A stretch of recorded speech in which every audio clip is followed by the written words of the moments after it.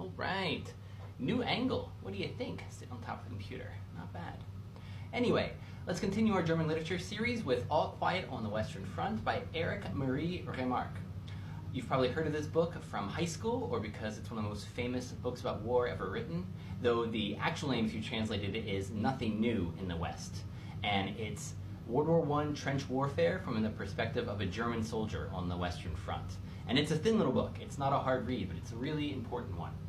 It also makes me want to do a series on World War I because I've read a lot about World War I over the last couple of years because I suspect that the next World War is going to be much more like World War I than World War II because of all the new technologies and the old generals getting flummoxed by the new way that warfare is going to take. Anyway, this book was published 10 years after the armistice ended World War I, and the publishers were worried that was going to hurt its prospect of sales, but it was an instant bestseller after it was serialized. When it hit the States, it was the #1 best-selling book of that year. And it's a very direct book on the horrors of war.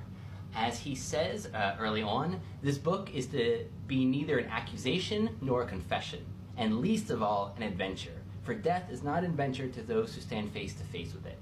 I will try simply to tell of a generation of men who, even though they may have escaped its shells, were destroyed by the war. It's a powerful, harrowing book, and it was used by the anti-war movement because it showed how horrible war was. That also means it was banned by the Nazis, which is a good sign for any book, I would say. It also got turned into a movie in 1913, and that was the first movie to ever win an Oscar that wasn't a musical, which I think is interesting. And if you don't want to read it, there's an audiobook by Frank Mueller.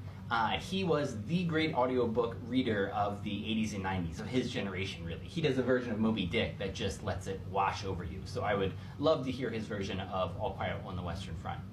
This is a powerful little book. For any of us who want to know more about why war is so horrible, this is an important book to read. So I would recommend this to anyone who wants to learn more about what war really is in the real world.